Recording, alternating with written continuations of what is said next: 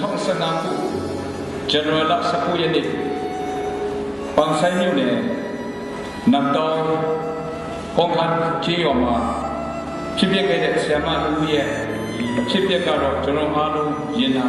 ရပါတယ်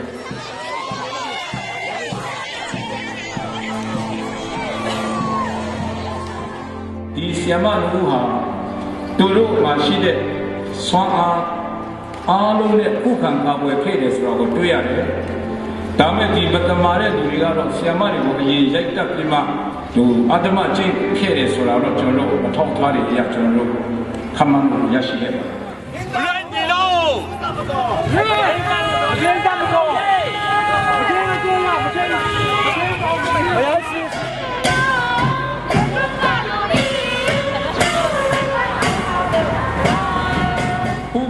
အရာဆိုရင်ကျွန်တော်တို့စီမှာအားမရှိပါဘူး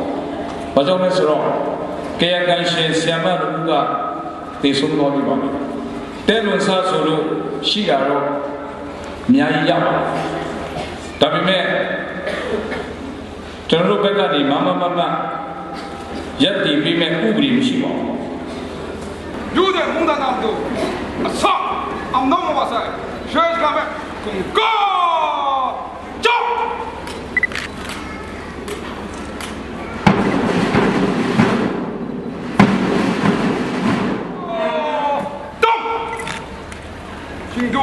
ကြောက်ဒီအမှုအရာကျွန်တော်တို့ဒီကချင်နှစ်ချင်းခရိယာသာသနာရဲ့ case တစ်ခုတည်းမဟုတ်တော့ပါဘူးကျွန်တော်တို့ဂိုင်းကနာပေါင်းစုံကျွန်တော်ကချင်တိုင်းသားများအားလုံးရဲ့ဒီအမှုကိစ္စ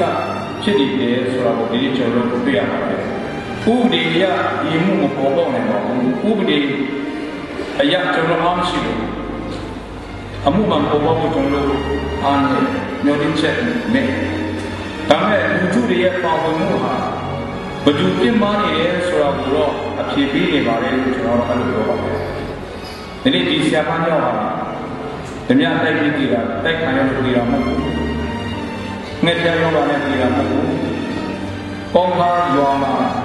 စစ်ကြောင်းတွေဝင်လာတဲ့ညမှာအာတမကျင့်ခံရတယ်။တပ်ဖြတ်ခံရတယ်ဆိုတော့ပြီးလို့လူထုတွေဟာမိမိရဲ့အသိစိတ်ဓာတ်နဲ့ပါဝင်ခြင်းဆိုတာကတော့အဖြစ်ဖြစ်ပါတယ်